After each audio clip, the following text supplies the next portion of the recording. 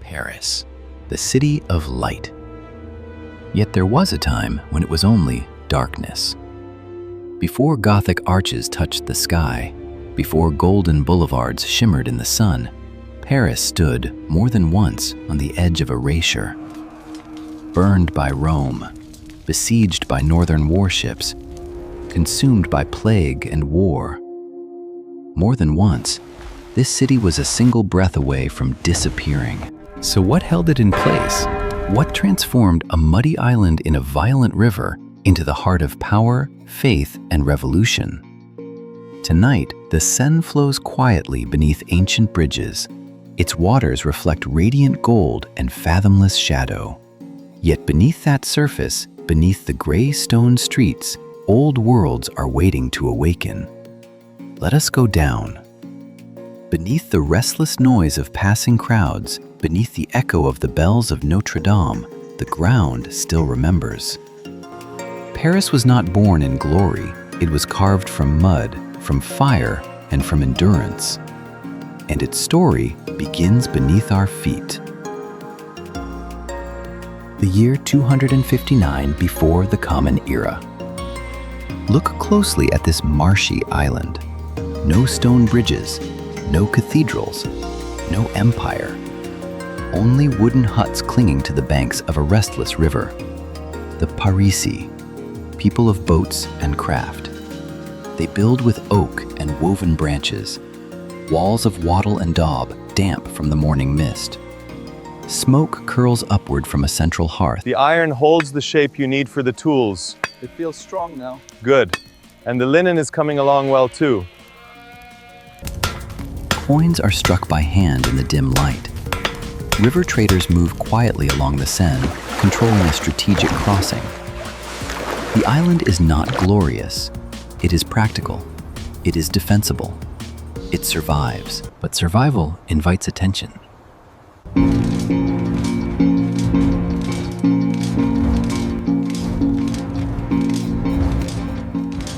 The year 52 before the Common Era. From the hills beyond the river, shadows begin to move. Roman legions. Standards rise above the smoke. Armor glints beneath a cold sky. Julius Caesar does not negotiate. He conquers. The settlement burns. Wood collapses into flame. Mud walls dissolve into ash. The island that once sheltered fishermen becomes a battlefield.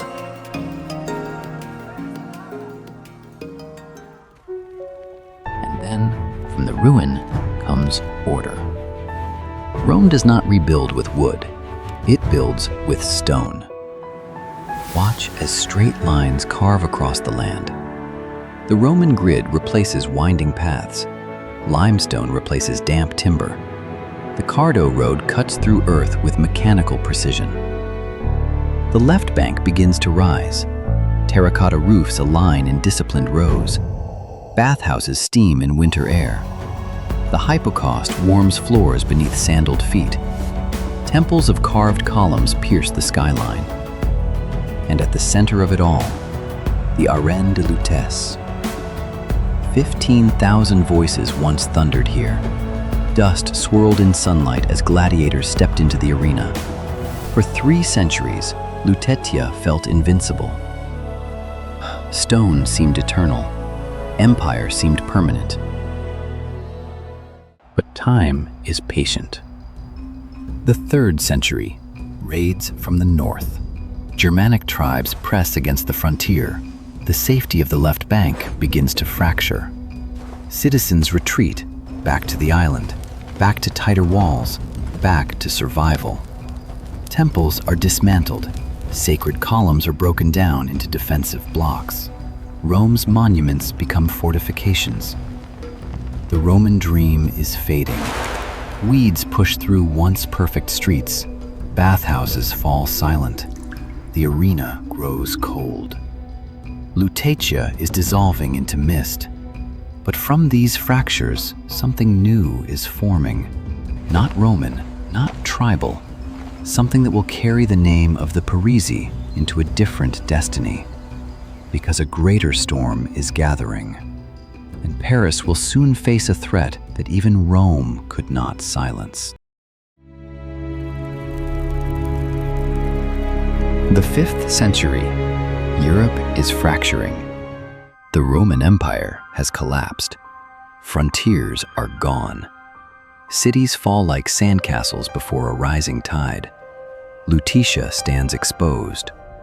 Its stones are weathered, its defenses thin, its people afraid. Then, a young woman steps forward. Genevieve, the year 451. Attila the Hun advances across Gaul. Cities burn behind him. Refugees flood the roads. Paris prepares to flee. But Genevieve does not run. She tells them to stay, to pray, to trust. Miracle, or coincidence, the Hun army turns away. Paris survives. Not because of walls, not because of soldiers, because of faith. The year 508. Clovis, king of the Franks, chooses this island as his capital. Lutetia sheds its Roman skin. It reclaims an older name, Paris. Stone temples become churches, Roman columns become altars. Dark oak frames rise where marble once stood. Crosses appear above rooftops. Markets gather along the Seine, linen, timber, iron. Paris is no longer a Roman outpost. It is becoming something distinctly French.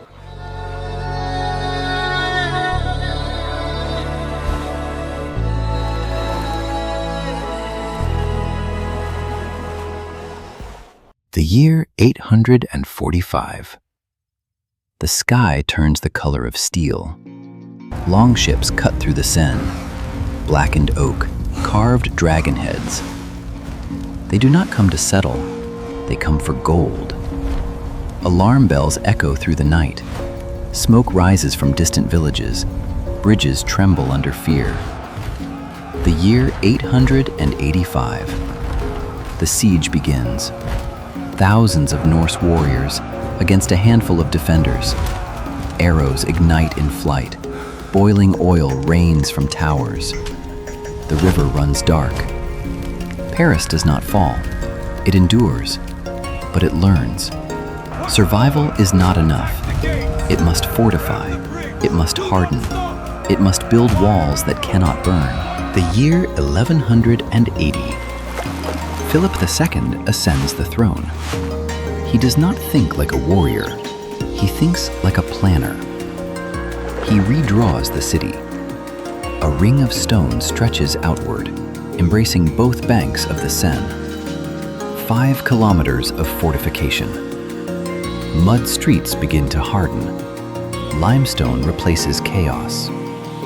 Iron gates seal ambition in stone.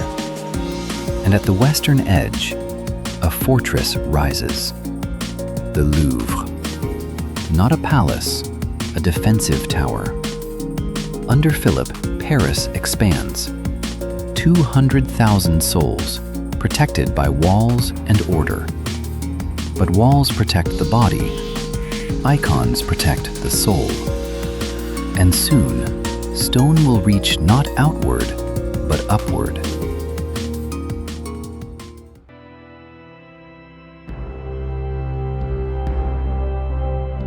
The 12th century. Paris looks upward. Not outward, but upward. Stone begins to stretch toward the sky. Not heavy Roman arches, but pointed vaults. Not darkness, but light. In 1163, construction begins. Notre Dame. Thousands of hands lift limestone blocks into place. Wooden scaffolds rise like forests above the island. Ribbed vaults intersect with mathematical precision. Flying buttresses arc outward, defying gravity. Colored glass ignites in sunlight. Red, blue, gold. For the first time, light becomes architecture. Paris is no longer merely defended, it is transformed. The 14th century. And light gives way to shadow. The year 1348. Ships arrive silently along the Seine. With them, something unseen. The plague spreads through narrow streets. Markets fall silent. Church bells toll without rest.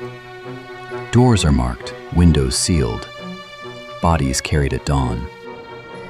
Paris does not burn this time. It empties.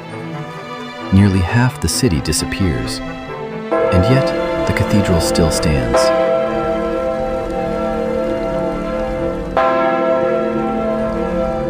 Stone endures what flesh cannot. The 100 Years' War. England claims the French crown. Paris changes hands. Armies march beneath the cathedral towers. And then, a girl from the countryside, Joan of Arc. She enters the city in armor too large for her frame. Faith again. Courage again. Paris survives occupation. The city bends, but it does not break. The 15th century. War recedes. Trade returns. Printing presses whisper across Europe. Scholars gather along the left bank. Ideas move faster than armies. Paris becomes more than stone and walls. It becomes a mind. By the year 1500, the medieval world is ending, and something new is beginning. Empires will rise, revolutions will ignite, but the skyline remains. Stone, light, memory, and Paris is not finished yet. The year 1515. The age of walls is ending. For centuries, the Louvre stood as a fortress. Thick towers, narrow windows, deep moats. But Francis I sees something else. He sees a palace. Stone is reshaped. Defensive towers soften. Open courtyards replace guard posts. Light enters where arrows once flew. The fortress does not fall, it evolves. Power no longer hides behind walls, it displays itself. I must proceed with caution. The stakes are too high. But transformation brings tension. The year 1572. Church bells ring after midnight. What begins as suspicion erupts into slaughter. Doors are forced open, streets fill with panic. The Seine darkens again. Paris, once united against invaders, turns upon itself. Faith becomes a weapon. The fortress cannot protect a divided city. Years of exhaustion follow. Then, Henry IV, a king who understands survival. He does not rebuild walls first. He rebuilds trust. The Edict of Nantes, tolerance in a wounded city. The Pont Neuf rises across the Seine. The morning light returns, casting a golden hue over the city. Wide, open. No houses crowd its sides. It is built for movement, not defense. The Place des Vosges takes shape. Order replaces fear. Commerce returns. Paris steadies. By the year 1600, Paris is scarred. It has burned, it has starved, it has bled. But it stands. From a marshland settlement to a Roman stronghold. From a besieged island to a fortified capital. From fortress walls to royal authority. Yet beyond these stones, a greater transformation waits. Kings will demand absolute power. Crowds will demand blood in return. The walls that once protected Paris will soon struggle to contain it. The storm is not coming. It is already forming. To be continued. Paris, Light and Revolution.